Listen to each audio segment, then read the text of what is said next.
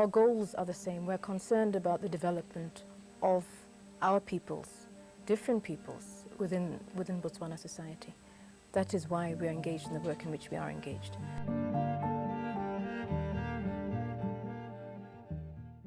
Well, you know, Botho is a value concept for me. It influences what I see, how I see things, what I do and how I do them, and how I respond to issues. It hasn't always been easy when dealing with issues of human rights, where one has had to put forward a position which may be in complete contrast to the official position taken by our Bahul or the government. But there's absolutely nothing wrong with expressing your opinion respectfully, because Botho is really premised upon the fact that moto, ke moto, ka batho, right? You need to recognize that my humanity, ke moto, because you're a moto, right? My humanity is inextricably linked to yours and even those people whom I do not know and will never know.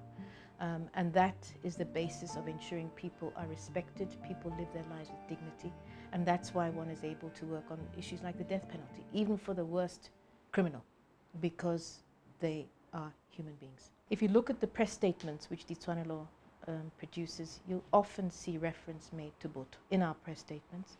You'll also see, even when we are critical of government, the language which we use is very, very clearly rooted in the fact that Rabatswana, first and foremost, and we believe in Botho.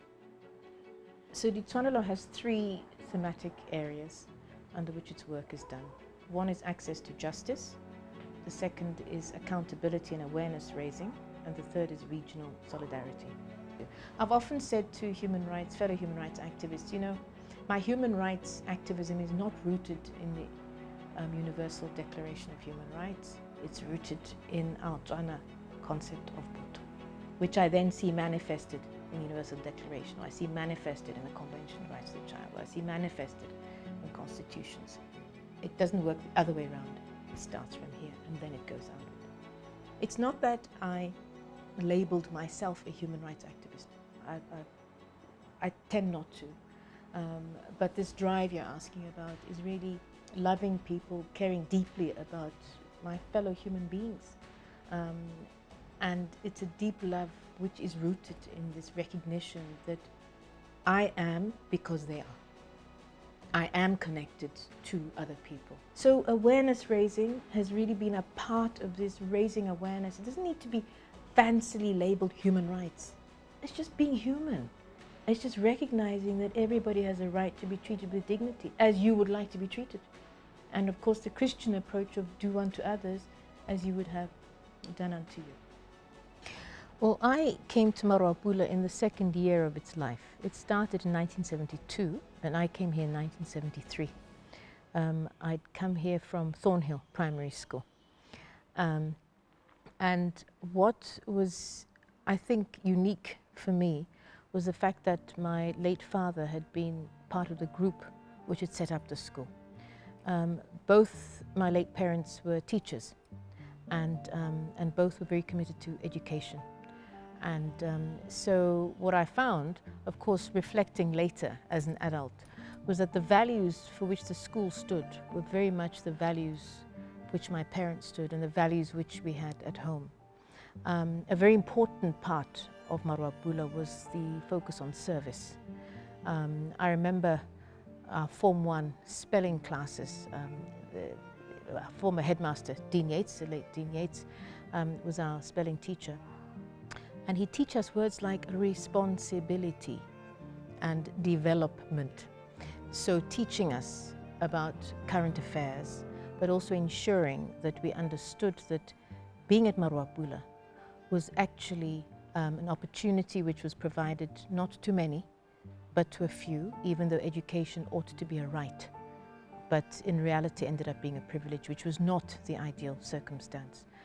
Which is why he said to us, you are fortunate enough to be here and you therefore have a responsibility to give back to your society. And so those are the kinds of values with which I was brought up, and I suppose I was naive enough to believe it, and here I am really having dedicated my life to giving back to society. having been appreciative of the fact that not many people had that opportunity at the time. Both my parents also gave back to society. My mother was very involved in the Botswana Council of Women. She was very involved in the Anglican Church. And my father was involved in Notwane Club, a football club, but also the club itself. And so evenings were often spent with my parents coming back late from after work meetings, but meetings which were giving back to society. And so one grew up with that being the norm. You know, it wasn't just the work which one did for work, for pay during working hours, but also what you did after hours for the society. I had wanted to go to school not too far away from home. I had applied to go to university outside Botswana, overseas, as well as applied to Cape Town, and I wanted to study law, which I did, and we use a very similar legal system. And so there were all those factors, and being close to home, and being able to come home regularly. But, you know, in a way, I won't say I'm glad, but I appreciate the fact that I had that exposure.